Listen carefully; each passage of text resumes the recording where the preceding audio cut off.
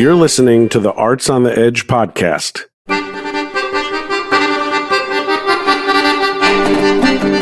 Each month, we'll be bringing you stories from the nonprofit American Voices, who for the last 30 years have been building arts programs in some of the world's most conflict-ridden nations, changing young people's lives with music and performing arts, and connecting people across cultural and linguistic lines.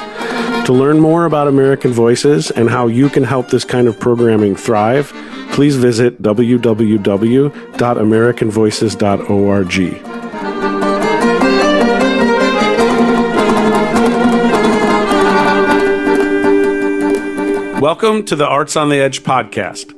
My name is Ben Wright, and in today's episode, we'll be talking with American Voices founder John Ferguson and the music director and voice teacher Peter Thoreson. For years now, American Voices has been bringing innovative Broadway programming to places you would never suspect there might be aspiring young music theater performers. Casts of students at these Yes Academies have workshopped hit musicals like Rent and West Side Story in countries like Egypt, Lebanon, Ukraine, and Kazakhstan. Today we'll be talking about some amazing programs both of these men have brought to the seldom visited but no less incredible Turkmenistan, and the many young people who have been inspired to cultivate both their inner and outer voice. Let's get started.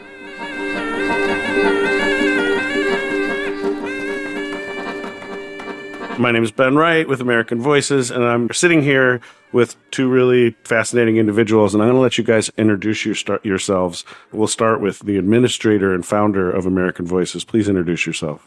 John Ferguson, founder and executive director of American Voices, and as I like to say, this thing is all my fault. And this young man? I am Peter Thoreson, and delighted that you've introduced me as a young man. And for American Voices, I have worked as music director and voice teacher and sometimes conductor, and I'm thrilled to be here. Yeah, cool. So we're here today to talk about some of the Broadway programming that American Voices has done that you both have been involved with. John, can you start by telling us why Broadway? Why has American Voices done Broadway programming? Yeah, well, the interesting thing about Broadway is it's, first of all, a unique American genre alongside jazz and hip hop. It's something that really grew out of this intersection of Jewish immigration and Yiddish musical theater, intersecting with jazz and blues, intersecting with the vaudeville theaters of the day. So it's like this mishmash of styles that came together between maybe 1900 and 1920 and resulted in the Broadway show by the late 20s. Composers like Gershwin and so forth were writing shows that were, had one foot in vaudeville and one foot in what we now call musical theater. And thanks to the movie musical, shows like Grease and Rent and, West Side Story, all of these musicals that were made into movies, young people around the world know about musicals and they know these songs. And now with the internet, of course, a show like Hamilton can kind of go viral internationally. And young people, there's an audience for Broadway all over the world, and young people wanting to learn how to sing these songs and do shows. And I think this is the one genre that Americans are uniquely qualified to teach abroad, because we have this training, the triple threat training, which Dr. Peter Thoreson, he left the doctor off earlier, Dr. Peter Thoreson can talk about in more detail. But that sort of training almost doesn't exist outside of the United States, the UK, Australia, and a handful of other countries.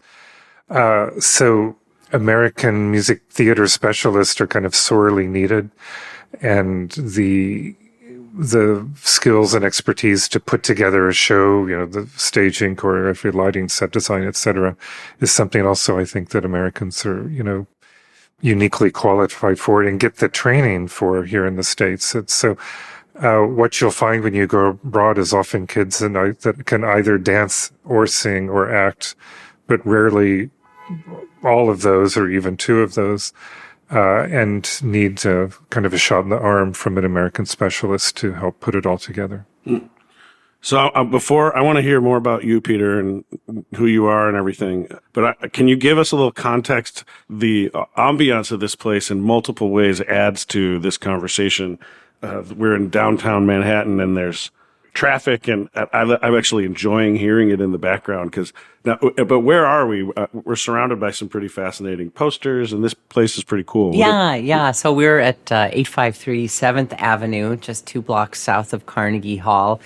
And this is a voice studio that, or it's called The Voice Studio, and it was founded by Paul Gavert and Kurt Peterson. Kurt Peterson, who's just down the hall, was, I think, the first revival Tony and West Side Story selected by Richard Rodgers and Leonard Bernstein. And he created the role of young Ben in Sondheim's Follies 50 years ago this year. And he was just telling me about a private Zoom that cast, that 50-year-old plus cast, just had with Stephen Sondheim.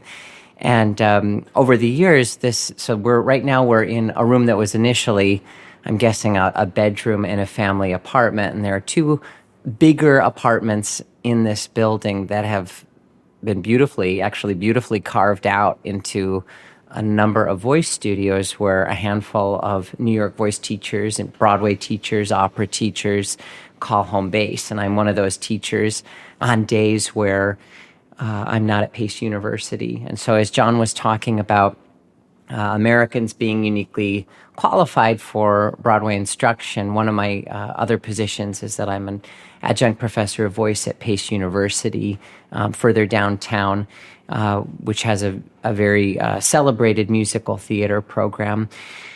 So when I'm not down there with my college kids who are training for careers in musical theater, I'm either here training people who are either on Broadway right now or returning from tours or are aspirants of the art form, or I'm at my home studio up in Washington Heights. But this, just to give listeners an idea, we're in a room that is full of show posters from the U.S. and Great Britain.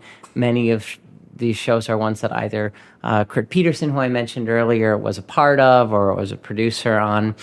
And each of these rooms has a different set of photos. It's just kind of cool. The place where I usually teach here is another studio where I think like Betty Buckley worked and Sutton Foster. So even though they're very happily still alive, there's a lot of nice ghosts and energy in a place like this. I feel that for sure. So I'm glad that we've heard some cars honk, and the piano is going to be tuned in the room across the hall. So it might not be as musical sounding as somebody singing Tonight from West Side Story, but who knows? I don't know who else is coming in here today. Music is music. Yeah, there's posters of Mamma Mia, Miss Saigon, Sweeney Todd, Oklahoma. It feels like a perfect place to be talking about this stuff. And you might mistake that for Dame Judi Dench, but that's actually a picture of me in a Little Night Music. No, it's not. It was a bit of a reach for me, but I did a triple take there. That was funny. So you teach, you teach and you teach and you teach, and you've had these opportunities to work with American voices outside of Manhattan. Yes, yeah. So just a teeny bit about me. So Please. as John said, Dr. Peter Thoreson. I have a doctorate in operatic and song literature performance, and I'm a trained countertenor. So I'm an opera singer who grew up as a child actor in Chicago, spent a lot of years in opera, and now live happily in both, but primarily in musical theater. And so when I connected with John, my first set of gigs with American Voices was in Turkmenistan at the National Conservatory there. And that was primarily choral singing, and I taught some opera master classes and some more classically oriented voice lessons. And then the next project with American Voices was the Yes Academy Broadway program in Jakarta, Yes ASEAN, with an incredible cast of something like 50 or 60 students. And that was when I had this wonderful, I'll be grand and say the word awakening, about saying like, holy cow, there are students who are so interested in Broadway all over the place. And I'm sure we'll talk more about it later, but just one of the things that a couple of years after that I found so beautiful was an experience where I was working in Lebanon with a lot of our Broadway students. Like John had said, had seen so much online and in movies, and all of this talent and all of this desire. And then I said, all right, now we're going to do this show, a song from this show by Stephen Sondheim. Who knows who Stephen Sondheim is? And I don't think anybody in that particular classroom raised their hand. And it was this really cool moment where I thought, all right, here's all of this energy, talent, and we have 3 hours here. And who's to stop me from saying, great, we're going to turn the first part of this class or this rehearsal into a bit of a, interactive lecture / sing-along of certain songs by Sondheim. And then saying, here, we're doing this one song from Carousel. And then, what's Carousel? Who's Richard Rodgers? And so here in New York, where I'm not saying these are my students, but there are certain people that I come across who are a little prematurely, in my opinion, jaded about, that song's basic, or that. It's really cool to see people who are like, I want to do this. And no, can you tell me who Hammerstein is? Can you tell me a little bit more about Andrew Lloyd Webber?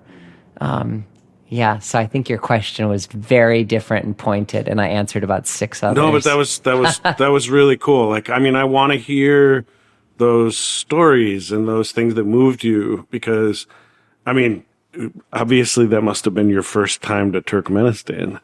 It was.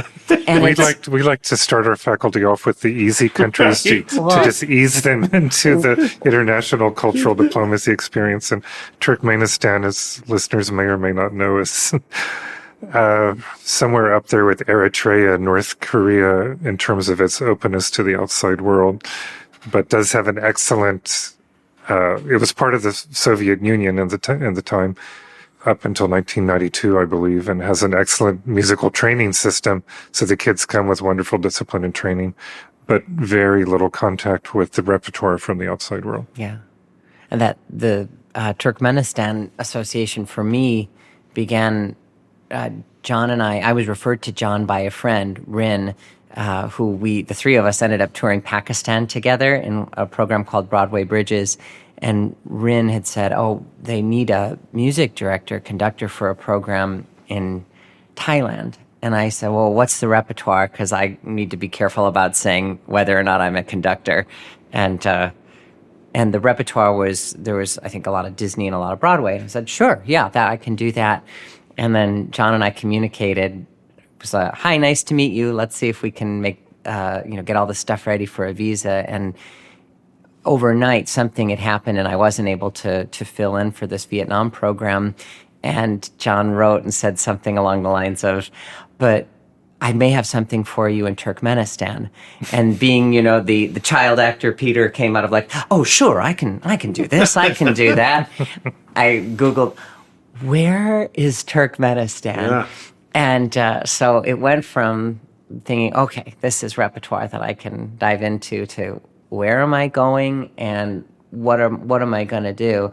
And Turkmenistan, I've been there 3 times now, and it's one of my favorite places to go. I have carpets in my home from Turkmenistan, and 2 of my dearest friends, Avery and Mai, who are string professors with AV, with American Voices. We've been to Turkmenistan multiple times together, and I've never spent time with them in the United States. We only Zoom when we're in the States, but then we have these intense musical experiences and friendship experiences at the Grand Turkmen Hotel or campuses in Lebanon. So what's it like? Do these students, when you go to Turkmenistan, do they speak English? In Turkmenistan, I initially thought no, because I had a translator from the embassy, Nargiza, who has become a really fantastic friend and like another appendage while I'm there. And I thought that there would be it was all communication through translation. But then I realized that there were some students who did understand the English, but there was shyness isn't the right word, but there was a deference sort of thing where they didn't try to speak it with me. And so I'm glad you asked that, because that has become something that after all this, highfalutin musical training, one thing I never thought was, how do I teach through a translator? Right, it's a different story. And I am, one of my favorite things that my students say is that I'm very demanding yet loving. And part of that is through, some folksiness and some Midwestern expressions and idiomatic phrases and stories that help with teaching that absolutely didn't do anything to help in my instruction in Turkmenistan. Right. So all of a sudden it was, okay, how do I count to 4 in Turkmen? How do I count to 3 in Russian? How do I get my point across in sort of like a New York Times, Turkmen Times headline that is going to be both compelling, engaging, and most importantly, just musically helpful, and then through a translator, and then to the group. And then saying, wow, I didn't really get trained on what to do with my eyes and how to hold attention while I'm waiting for the translator to, compute that for herself and then to the students without it getting really boring and really tedious. So there's just been, I continued to learn so much as part of American Voices. Do you feel like the work you did in Turkmenistan was impactful to the students that you worked with? Yes. Yeah. Yeah. It goes without saying, but I'll say it. It was unbelievably impactful to me. That being my first time in that part of the world, and then getting off a plane and like 15 hours later being, kind of thrown into this, not knowing, it was a huge education. And I'm so grateful that I got to go multiple times, because that second time I went, it was maybe 9 months after the first time. And I felt like I had a studio there. Because most of the students were the same as last time. And so it's neat to not just be a parachute sort of teacher for a little bit and then not see folks again, but to remember like, oh, we're putting this ensemble together, and I remember this person's got really good high notes. And what was so touching to me, both at the second and third times I returned, something that I don't think we do enough of in the United States, this culture of gift giving. Not that I want all the presents, but I like meaningful, these meaningful things that, like, they said on this, why don't you give this to your mother, and here's a present for your sister and your goddaughter. Like, these were connections that clearly were meaningful on both sides, and also from a music education standpoint, to be able to gauge progress, and also to know, like, this was the first time I'd ever realized that this whole business of being in a country where there's a real halting of information across borders on the internet and all that sort of thing, there's a desperation's not the right word at all to use, but a clamoring for this information that's not as readily available. And that was continues to be very meaningful to me. Yeah, I bet that. I mean, that's gratifying. You make a pretty huge difference when you go and work with people who have limited access to the stuff we take for granted. And then coming back, because I'm a workaholic, I'll teach the day after. In fact, one time I taught the day I got back from Jakarta, which was a horrible idea because I fell asleep at the piano bench and woke up, and I was trying to, like, how do I play this like I was just thinking about this?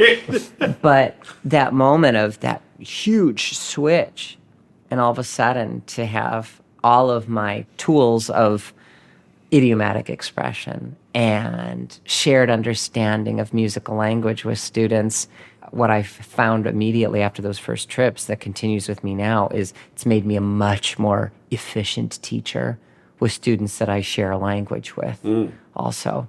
I bet. And as your listeners can tell, I like to use a lot of words. And in teaching where, the lessons that are taught in the city and beyond are not cheap. And to say, all right, I always want my students to get as much bang for their buck. And so if I can have this concept words-wise and get to the next concept faster, that's great.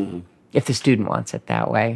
And so your visits were part of a 3-year program that was 4 visits by a group of 4 faculty, and I think you came in on the second of the 4 visits. So basically every 6 to 9 months this team was coming in. So it was Avery Waite on cello, Kim Mai-Nguyen on viola, Peter with Broadway and vocals, and Derek Beckfold teaching jazz and woodwinds. I had a complicated situation arise the first time I was there. It was maybe my first day, and I was I had a sectional rehearsal, meaning I took some of the guys, the baritones and tenors from the chorus to work on something. And there was a much older teacher who in the hallway, I'll just say, I thought, he looks like an old Soviet guy, just in demeanor, and the angry gaze he was giving me. And I don't know if you can say that. Anyway, there was this teacher who was staring at me from the hallway and shouting to his gentlemen students while I was conducting. And I just kept conducting, and I looked at my translator and I kind of sang, "What is he saying?" And she said, "I'm not going to tell you." And he continued to shout, and all of these men continue to sing, and this guy's looking progressively angrier or more stern. And I cut off, and I looked at my translator and I said, "You got to tell me what he's saying. I need to know what's happening." And she said, "Well, he's telling them not to listen to you." And looking at this person who is decades older than I, and I realized I was dressed a little too casually probably that day too. I thought, well, here I am talking about breathing and speaking with authority on da-da-da. And it was uncomfortable, but I just kept going. And the next day, Nargiza had distributed my biography that says this is a doctor and college professor and opera singer, and listed my credits out, and it was written in Cyrillic, which I thought looked really cool. Right, And I had a choice to be like, okay, I can either approach the rest of this engagement out of fear and that I have to audition for all the teachers, or to just kind of say, all right, this is how this is. But then another voice teacher around the same age, who is the head of the voice department, asked me to come in and give a master class with his students. And he and I just, voice teachers love talking voice. Mm-hmm. And we got to talk voice for 2 hours. And it was so wonderful. And I'm so glad that happened. So I wasn't like, oh, all the voice teachers hate me. It was, okay, this one person thinks that I'm, whatever. Yeah. Anyway, it was an eye-opening experience. Did you talk with that voice teacher through a translator as well? Not that one. He could speak English? Oh, no, he couldn't. I just decided to not talk to him. I mean the one you had a positive interaction with. Oh, through a translator. Yeah. Yeah. That's an interesting thing, too, to make a musical connection with somebody you don't share a language with, but you still, through the I don't know, I've had that experience, and you're just like, oh my God, you get this moment, the whole feeling of language and culture not being as big of a barrier. Well, and he reminded me of my college voice teacher, both in just size and age and temperament. And so it was this really cool thing that there is a lot of, there's so much that is communicated through shared musical experiences.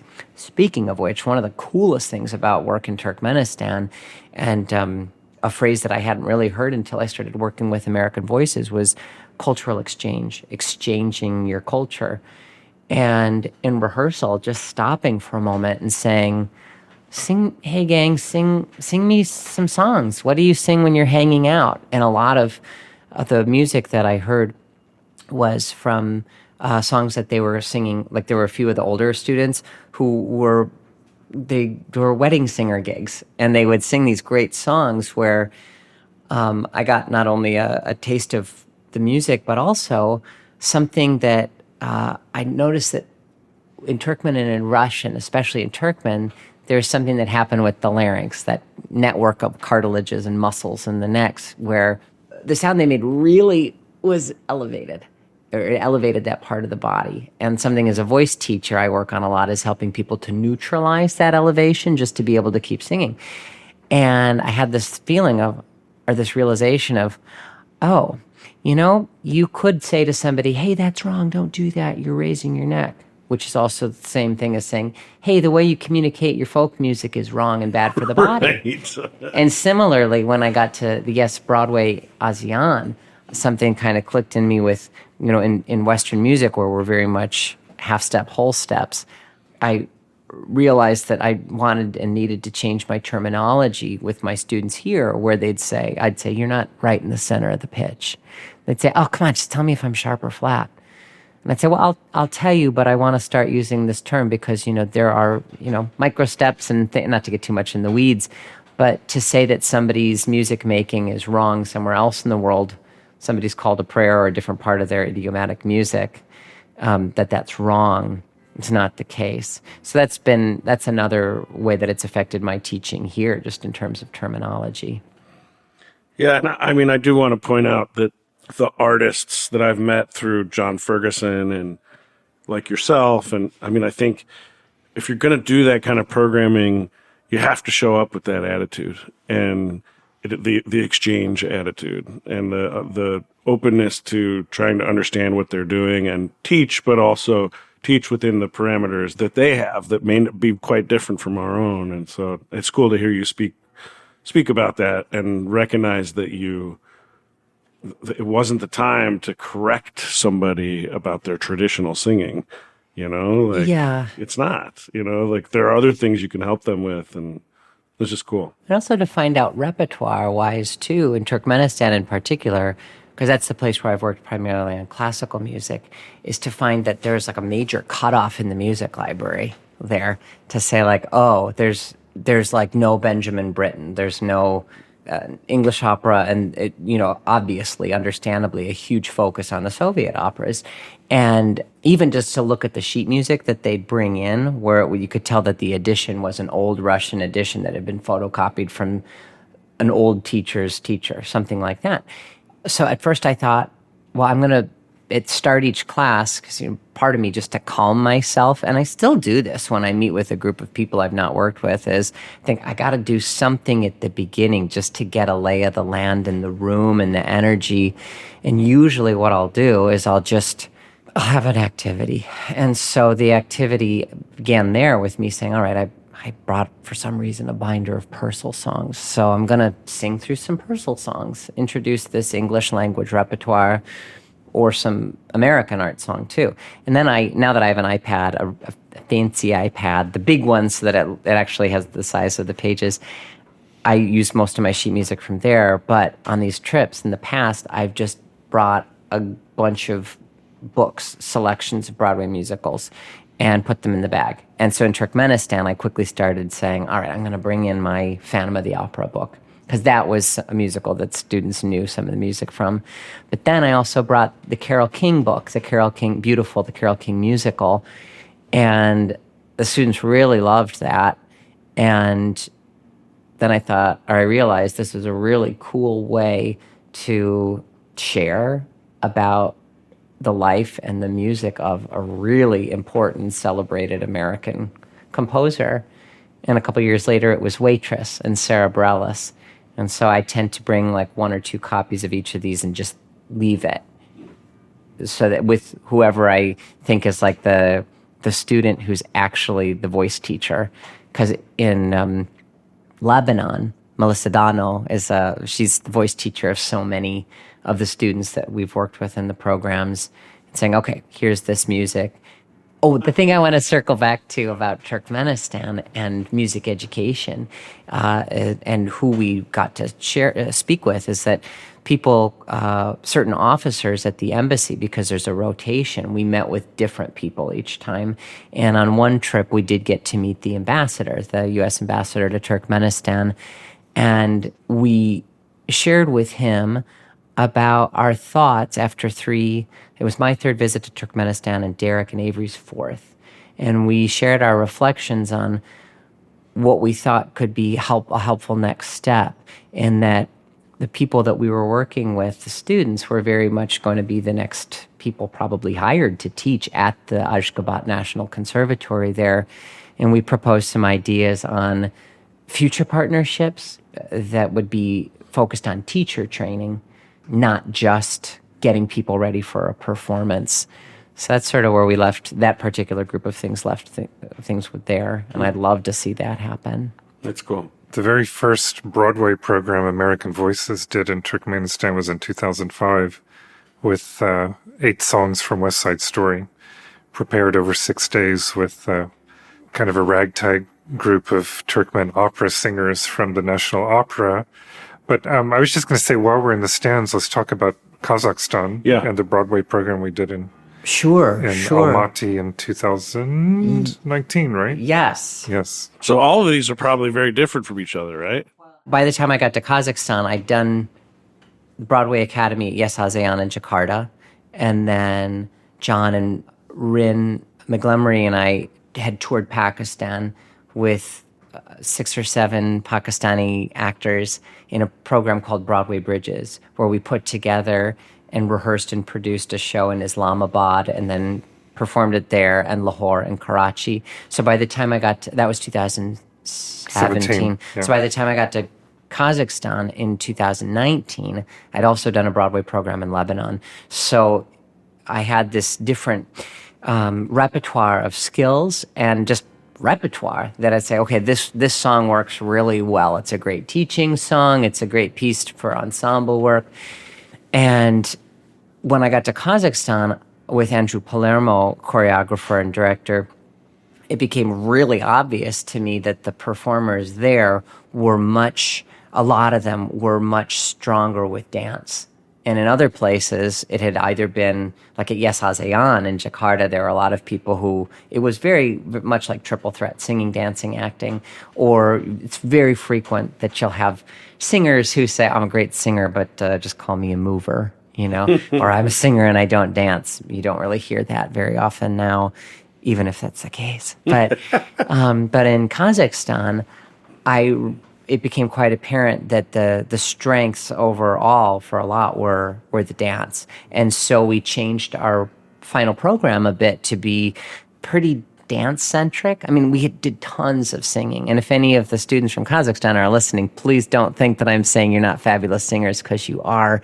But I was also surprised by the different types of dance. That it was, okay, we've got a bunch of great voguers and whackers and things that weren't in my consideration for earlier programs.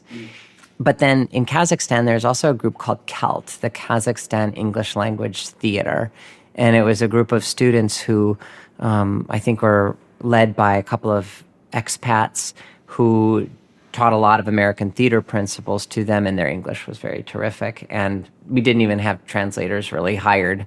No, we did. Just kidding. We had some student translators, but I've never been as reliant on a translator as I have been in Turkmenistan.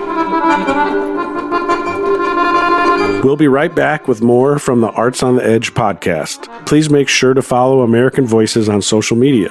On Facebook, that's at AM Voices, and on Instagram, you can find us at American.Voices.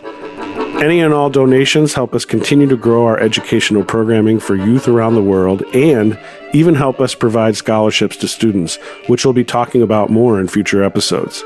To learn more about American Voices and how you can get involved, please visit www.americanvoices.org. I think overall, we want to get a little bit of a sense of all of these, if we have time, all these programs, and how they were similar, how they were different, which is what you're talking about. Well, so here's a great Kazakhstan was a Yes Academy, Youth Yes. Excellence on Stage. Which, let's remind listeners what that is. Yeah, so the Yes Academies were founded, the very first one was in Iraq, of all places, in 2007. But the idea of the Yes Academy is to bring in a dedicated American faculty across a wide variety of unique American art forms. So typically the Yes Academy courses can include Broadway musical theater, hip-hop dance, and other hip-hop arts such as music production and rapping and beatboxing and so forth. We have youth orchestra, we have composition, and so on and so forth. So depending on the country and the interest of our funders, we adapt the program accordingly. In Kazakhstan, the focus was on hip-hop dance and breakdancing and Broadway musical theater. But do you want to talk a little bit about the repertoire in Kazakhstan and the final show? And Oh, sure. something like that, yeah? So one of the cool differences that happened, or cool experiences that happened, was that Andrew and I put together, and Andrew and John and I, and this is what we do before all of these Yes Academies, is we put together the repertoire. We communicate over Zoom and FaceTime and email to communicate where certain talents might lie, where there might be, if it is more dancers or more singers or more operatic training or not. And we put together a program for Kazakhstan in 2019 that we were going to largely duplicate 2 weeks later at the first day of rehearsals in Lebanon, in Beirut, for the Yes Academy Broadway program there. And Andrew, who's an expert choreographer and dancer, was in the original production of Wicked. We did one short day from Wicked. And choreographing a more complex iteration of that with some of the original Broadway choreography was a lot easier in Kazakhstan. And then in Lebanon, we had that particular year people who were more equipped to handle the singing from day one. And so for someone like Andrew, he needed to change the choreography. And so the repertoire, it's interesting to see how the repertoire shifts. And even from my first time in Lebanon in 2018 to 19, it was a largely different group of students. And so you go in with a pretty detailed plan and blueprint of what you're going to do, but then you also find like, oh my God, this person's got some really fabulous strengths here. Let's change this repertoire too. So no matter where we go, there's a huge improvisation element included. Yeah. Also, I think one thing that's kind of unique about what we do is in the big opening and closing numbers, we bring the hip hop dancers and the break dancers together with the Broadway folks, and sometimes the rappers and beatboxers as well, and make a big, opening and closing extravaganzas. And I think it's good for the Broadway people to experience the hip hop culture and vice versa. Oh, 100%. It's an experience that would almost never happen out there in the real world of performance. So I want to hear you talk a little bit about Pakistan. John, can you give us a background about that program and how it started and what it was? Yeah, American Voices is engaged over 2 years to provide the core of the U.S. Embassy's cultural programming, musical programming. And we had an amazing bluegrass band in there called Henhouse Prowlers with a banjo player named Ben White. Do you know Ben White? Is this part of the same thing? Yeah, it was part of it was called American Musical Showcase. Oh. Gabriel Stravelli is a jazz singer. And then I think the third program in the series was what we were calling Broadway Bridges, where we went in and auditioned in the three major cities, Islamabad, Lahore, and Karachi, the best singers, actors, and dancers to put together a review, which Peter and Rin came in and did, and then we took that review on tour. There's never enough time, but I think we had like 4 days to put that review together, something short. But it was, the review featured excerpts from Hamilton. We workshopped a few songs from Hamilton, Sound of Music, and we had something from Merrily We Roll Along in there. We also had Sondheim was represented with some Little Night Music. We had Send in the Clowns, which became a favorite for future academies after that. We had some Rent. We started with Seasons of Love. Right. I think most of the time with the Yes Academies, we try to feature about 4 to 5 shows. I try to plan it in a way that we have 3 style periods of the genre represented. Yeah. Sometimes certain style periods are more heavily represented. For instance, in Yes Academy Jakarta or Yes Academy ASEAN, when we were in Jakarta, we had fabulous Nikki Snelson of Legally Blonde fame and Chorus Line and many other things. When we were discussing what to do, this was like a year after Hamilton had opened on Broadway, and we used that as like so many times when you're planning repertoire, you say, well, let's do a showcase. So we ended up showcasing the music of Lin-Manuel Miranda with great numbers from In the Heights. Nikki put together these incredible moving stage pictures, otherwise known as dances, that and Hamilton, and then we decided to narrow the scope to let that particular program be Lin-Manuel Miranda and music of Kander and Ebb, which opened the door for Chicago. And we and we just had so much fun because also, students had seen the movie Chicago. And the Heights movie certainly hadn't come out yet. And Hamilton was exploding all over the place. And then when Broadway World sent somebody to come interview us for what we were doing, we were kind of like, Don't let anybody into the house to see that we're rehearsing Hamilton. And if We're just workshopping. workshopping. So we didn't charge money for No, it those was an tickets. educational experience. But I think what was interesting for me in Pakistan on the topic of Hamilton Yes. was part of the tour was going to university campuses. And we went to the University of Fine Arts, I believe it's called, in Rawalpindi, which is the neighbor city of Islamabad. They're like adjoined together. And at every one of those university performances, there was usually a group of kids sitting on the front row mouthing all the words to Hamilton along with the performers. So, thanks to the internet, there were Hamilton fans in Pakistan everywhere we went. And That's again, wild. that attests to the power of this genre of Broadway musical. It's out there, and so many kids are waiting for specialists like Dr. Peter Thoreson to come to town and help them, put it together and put on a show. It's really cool to have these experiences for a variety of reasons, and depending on the size of the cast, the experience changes a little. And so in Pakistan, it was the 7 or 8 of us, and so we had this beautiful rehearsal process where we were in a really cool, I forget the name of the center where we were in Islamabad. Foundation for Arts and Culture Exchange. Yeah. And Face. we would have meals together. Oh, your face. I know those guys. Yeah. Yeah. And with Usman and Yeah, Usman. Yeah. Yeah. Oh, here we are on 7th Avenue talking about Usman. And Manaz too. Manaz is so fabulous.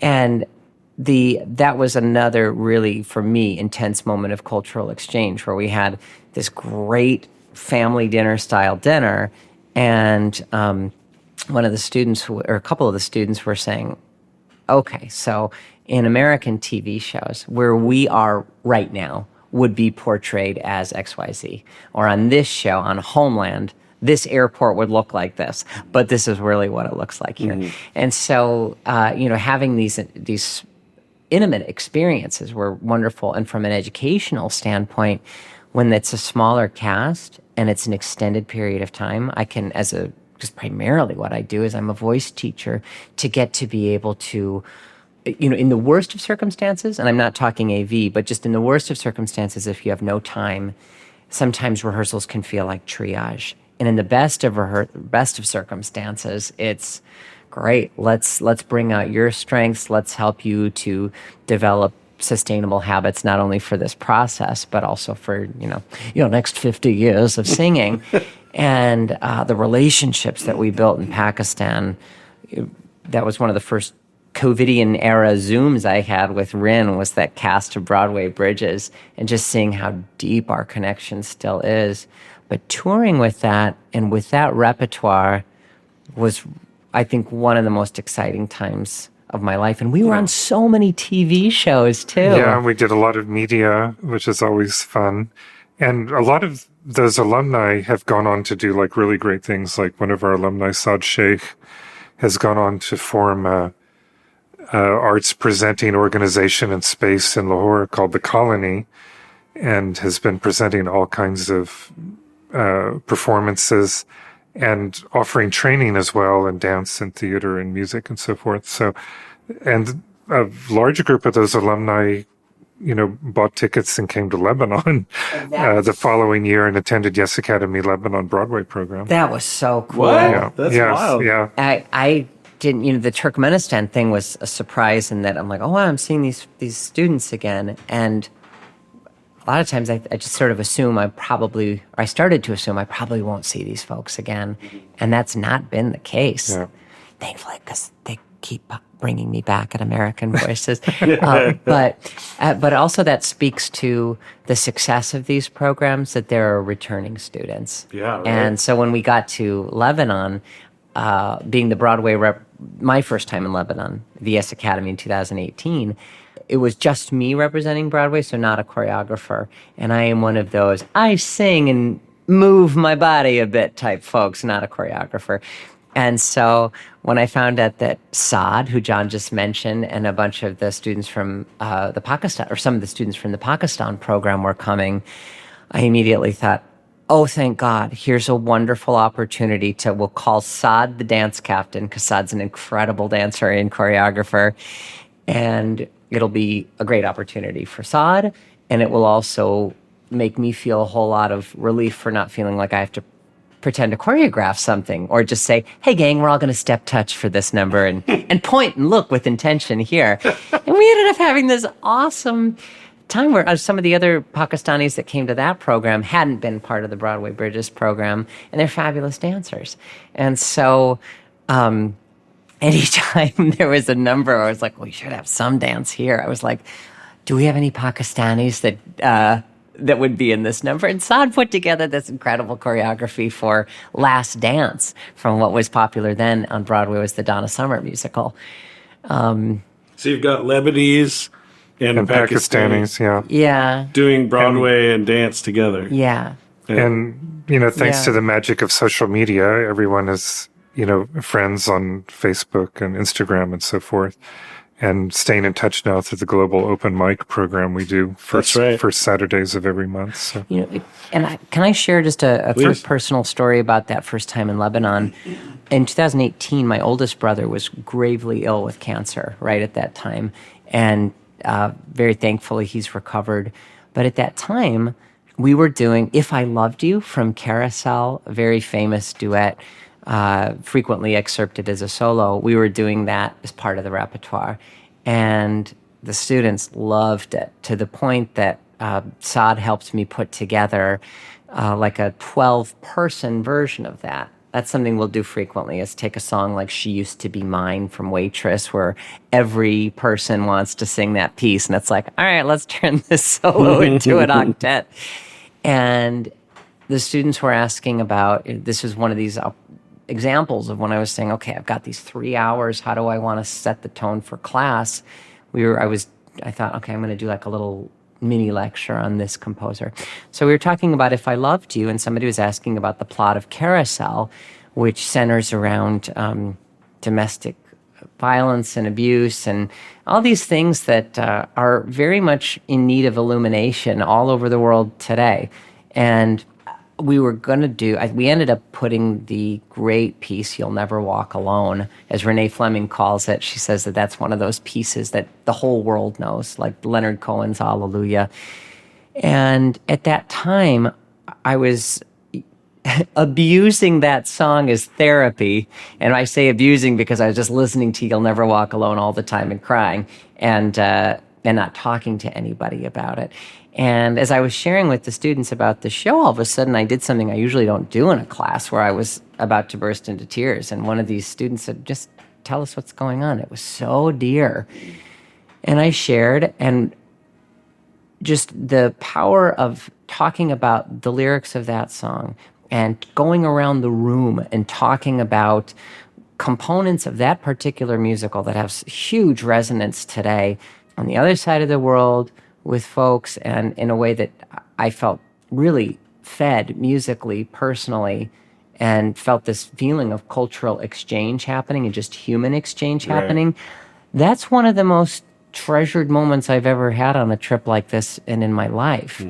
So this power of the music connects, which is a very common hashtag, it does. Yeah. So I'll go on record as saying, it does. Be on the lookout for this music thing. It's really popular. Thanks for sharing that. That's a really beautiful story. I mean, in the face of tragedy, that you got support from your students. Well, and what's so cool, too, I appreciate you saying that. What's so cool, too, is that several months later, when he got this clear cancer scan, these were students who were reaching out to me when I was way back after I was back in the States, saying, how's your brother doing? We're sending love and prayers to your brother. And then I could say, he's doing better. Right. He is better. And then the next year, back in Lebanon, a lot of the same students, so not only is it, hey, I remember you've got a great chest voice, I'm going to have you do this solo. It's, hey, thanks for reaching out and checking in on me and my family. That's, it's nothing that I expected after that first night when John Ferguson texted me and said, hey, we've got this thing in Vietnam. Oh, wait, maybe this gig in Turkmenistan. For me, it's become a part of my life that I my professional life and my personal and musical life that I didn't know was so missing, and that was ultimately going to be so gratifying. Yeah, I feel the same way. And looking deeply into John Ferguson's eyes, saying, "Please accept my gratitude and call me again." Hire me again. Well, we're just waiting to do Yes Kazakhstan 2021. Yes. So there are projects lined up waiting to happen. Well, and we've had a lot of, over the COVID times, we've had a lot of virtual work we did some Yes Broadway virtual work with students in Kazakhstan, and which has been great to stay connected in the COVIDian era. Yes. And probably our biggest production was Yes ASEAN, with students from, if listeners are not familiar with ASEAN is, it's sort of like the EU of Southeast Asia, the European Union of Southeast Asia. So it's all of the Southeast Asian nations plus Papua New Guinea as an observer nation. So there's 10 nations in ASEAN. And we had a Yes Academy based in Jakarta, which is the headquarters of ASEAN, the Brussels of ASEAN. And students from across Indonesia, from across Vietnam, Thailand, Burma, Malaysia, Singapore, what am I leaving out? Brunei. Really amazing program. And especially the Indonesians and the Vietnamese came super well prepared for musical theater. And some of them were so enthusiastic that after we left the program, where we'd workshopped a few songs from Hamilton, some of them actually put together an unauthorized production of Hamilton, the entire show in Jakarta, which we've had nothing to do with, just to say that clearly. But they put an umlaut over the A in Hamilton, so it's totally legal. It's a different show entirely. Hamilton, the musical. But Hummel figurines, actually, it's a fascinating story. Fascinating. But the level of talent is very high. The level of ambition is very high, and actually, one alumni of that program, Jay Tien from Vietnam, is now on a Fulbright at Temple University in Philadelphia, working on a master's degree, an MFA in musical theater. So a lot of those kids have gone on to do great things and really to grow Broadway in their home communities, although sometimes without permission. But especially in Indonesia, Malaysia, and Singapore, musical theater is alive and well. A big part of that program was there was an entrepreneurship. I mean, everything has an entrepreneurial bent in all of this. But we had a dedicated class each day to entrepreneurship. And one of the exercises in the class was, come up with, arts administration programs in the United States. There are lots of, and I want to put a pin in this. We were talking earlier about training and uniquely qualified in America. I want to come back to that. But in a lot of nonprofit programs, you'll devise a nonprofit and a mission and all that. And one of the parts of this class was saying, let's put together an entrepreneurial endeavor, whether you're writing for a grant or putting together a group and make a budget and something to benefit your community. That was one of the other themes as well, to something useful to your community, to address an issue in your community. And one of the groups they took that blueprint that they developed as a part of a class with Yes Academy ASEAN, and they started an organization that is one of the go-to organizations for performing. I think their first musical was West Side Story that they did, right? Yeah. And they continue to be presenters, and that's a really cool thing that just grew right out of their work that was student-driven, participant-driven work.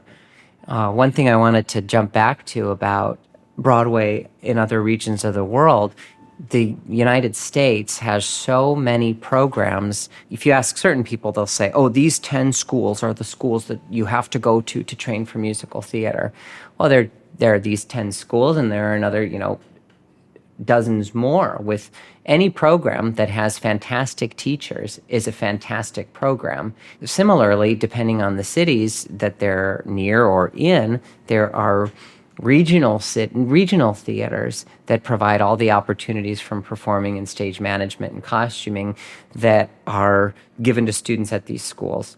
So there's a huge mechanism built in for it here in the States, which certainly wasn't the case when Broadway is it's not a very old art form, and so for a good portion of Broadway, that system was just being developed.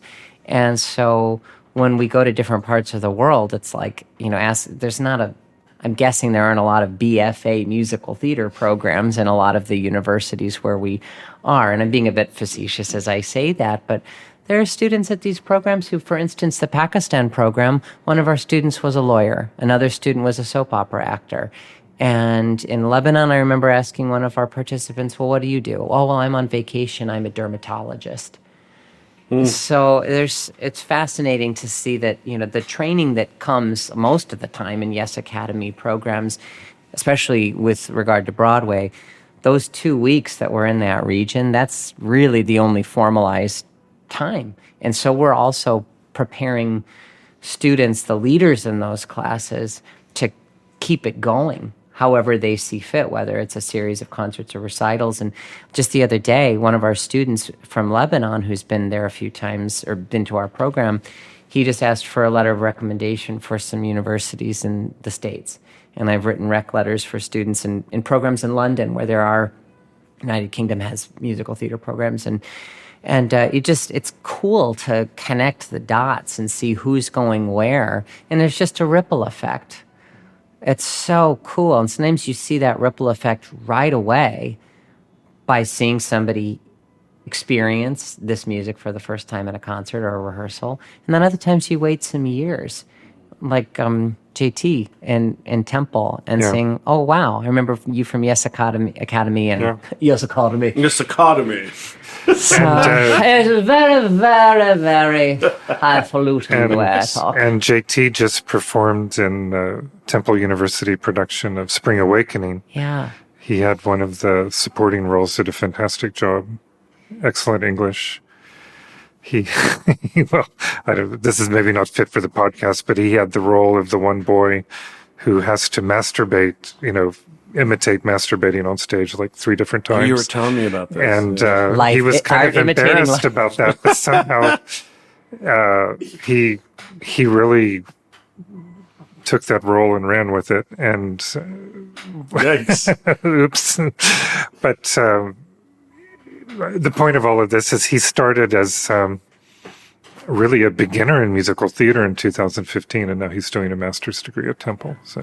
And that same student, I love this story. There's just so many stories. Every student is a story. And he and another student got dengue fever during the academy. During the academy, and right toward the end, when we were getting ready to do the final performance, and with Hamilmania, Hamsanity going on, everyone wanted to sing King George's piece, You'll Be Back. So Nikki and I divided it between 5 students to be the evil monarch. And it was fun. We turned it into sort of like a anything you can sing, I can sing better kind of thing with these competing kings.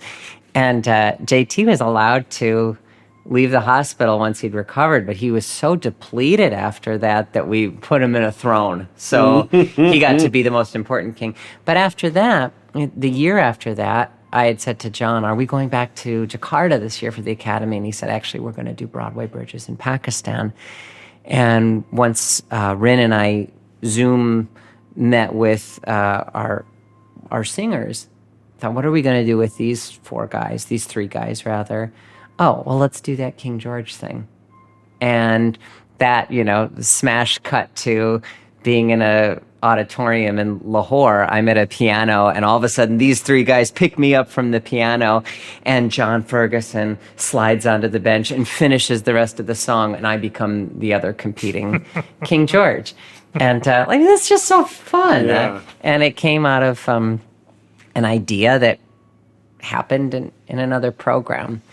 And one thing that I want to also put out there is that as we're teaching and imparting instructions and experiences from Broadway and the theater community here in the United States, it's a great way of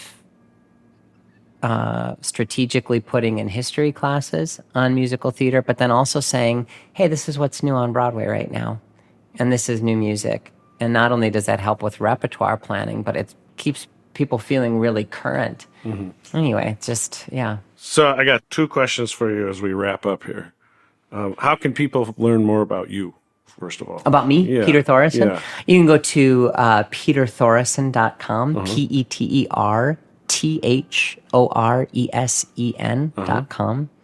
If you're in the city or you want to have Zoom lessons, just go to singwithpeter.com. You can sign up there. But on my primary website, there's information about experiences that I have in the city. I'm music director and album music director with a group called the Broadway Star Project, which is also a music education, performance-centric intensive for students here. And also, I'm a writer primarily for Classical Singer magazine, and I have authored a lot of articles on music entrepreneurship, musical theater. I recently had a cover story on Tony Award winner Kelly O'Hara, who was originally trained as an opera singer, sharing about her experience in the industry. So my articles are posted there. And I just Google me and... And then finally, unless John can think of something else, in as concise a way as possible, tell me or somebody who may not understand these programming, like this Broadway programming, why it's so important. Sure. So a lot of the times when people will say, Turkmenistan, or what were you doing there? I'll share about a big part of the mission of bringing American and Western performance practices and performance and education practices to parts of the world that are either coming out of isolation or are in isolation, difficult places, sometimes they're called. And musical theater and Broadway repertoire is such a fantastic avenue to do that because you have singing, dancing, and acting, otherwise known as the triple threat. And so all of the different components and people involved in putting that art form together and teaching it and sharing that come very beautifully packaged in that repertoire, and that it provides incredibly easy to see gateways to different types of music making. Because even though we're saying like, oh, this is uniquely American, we're just one song or one generation or one country away from saying which is absolutely influenced by all these other people in all these different lands.